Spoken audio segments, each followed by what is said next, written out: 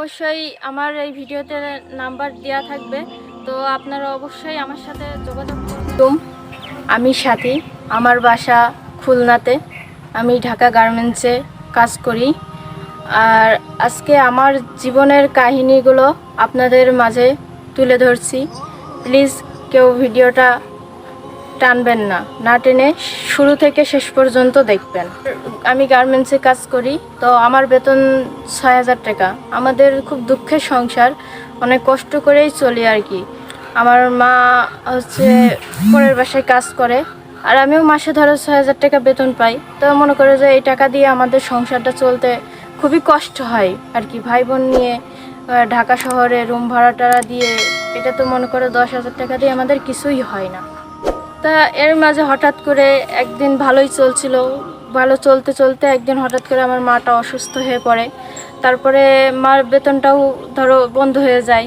এখন ছোট ভাই বোন নিয়ে মাকে নিয়ে মার চিকিৎসা করানো, ওষুধ কেনা আমার দ্বারাই মনে করো যে হয়ে উঠছে না আর কি। আমি পেরে উঠছি না, ৬,০০০ টাকায় তো কিছুই করতে পারছি না। মনে করো রুম ভাড়া দিতে হবে, মায়ের ওষুধ কিনতে হবে, তারপর বাড়িতে অনেক সমস্যা, কি করব ভেবেই পাচ্ছি না।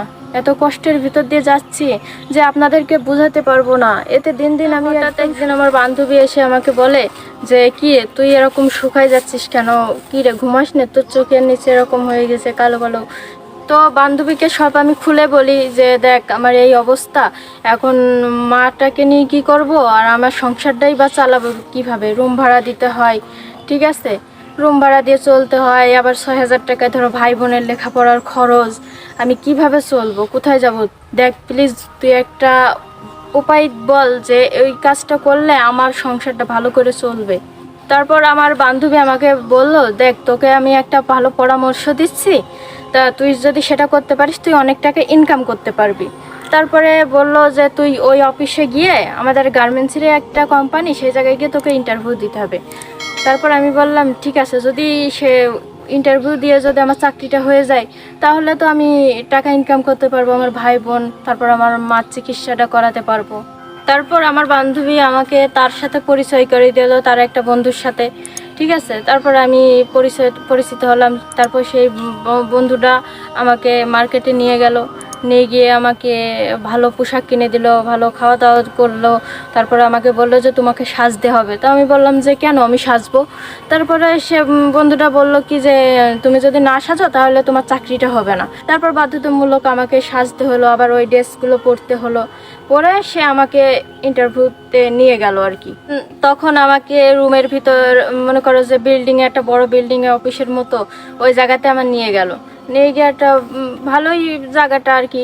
এবার রুমের ভিতরে আমার নিয়ে গিয়ে বলল যে তুমি এখানে বসো, আমাদের বস এসে তোমার ইন্টারভিউ নেবে। তারপর আমি বসেই থাকি, অপেক্ষা করি। তারপরে 1 ঘন্টা 2 ঘন্টা কেটে গেল। তারপরে দেখছি কারোর কোনো কথাবার্তা নেই বা কোনো আওয়াজ নেই। তারপর আমি গেটটা যখন লক খুলতে যাই তখন দেখি যে আর ভিতর ওই পাশ থেকে লক করা। তারপরে আমি ভিতর থেকে মনে করো যে আমি লক খুলতে যাই, কিন্তু লক করা, বাইরে থেকে লক করা আছে। এবার আমি ভাবি যে কি ব্যাপার, লক করা কেন। তারপরে আমি বসে বসে বসে 1 ঘন্টা 2 ঘন্টা কেটে গেল। তারপরে 1-2 ঘন্টা পরে একটা লোক আসলো, এসে আমাকে খাবার দিয়ে গেল আর বলল যে তুমি এখানে বিশ্রাম করো, তুমি যার সাথে এসছো সে তো চলে গেছে, আবার আসবে সে কিছুক্ষণ পরে। তারপরে আমি এরকম 2 দিন কেটে গেল, এরকম খাওয়া দাওয়া দিয়ে যাচ্ছে, আমি গোসল করছি, ভালো আছি, ঠিক আছে, সব কিছুই দিচ্ছে। 2 দিন পরে একটা লোক আসলো, আসার পরে সে আমার সাথে শারীরিক সম্পর্ক করতে চাইলো।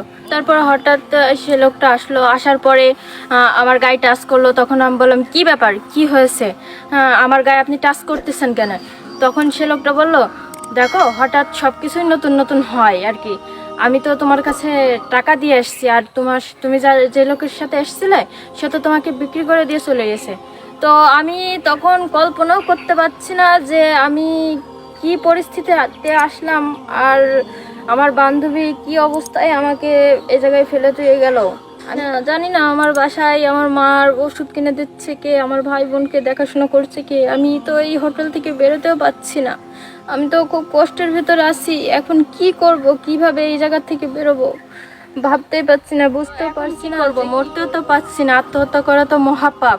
এই জন্য পরিস্থিতির কারণে এখন আমার এই কাজগুলো করতে হচ্ছে। আর আমার কপালটা অনেক ভালো যে এই সাংবাদিক ভাইয়াটার সাথে দেখা হয়েছে, এই জন্য আমি প্রতিবেদনটা করতে পারছি, আমার কষ্টের কথাগুলো শেয়ার করতে পারছি। এখন কেউ ভালো মানুষ হয়ে থাকেন তাহলে আমাকে একটু হেল্প করবেন, আমার মা বোনদের কথা একটু ভেবে চিনতে, ঠিক আছে? আপনারা যদি কেউ কিছু পারেন আমাকে দিয়ে একটু হেল্প করবেন, আমাকে এই জায়গা থেকে বেরোনোর জন্য সাহায্য করবেন। আর সবাই ভালো থাকবেন, সুস্থ থাকবেন।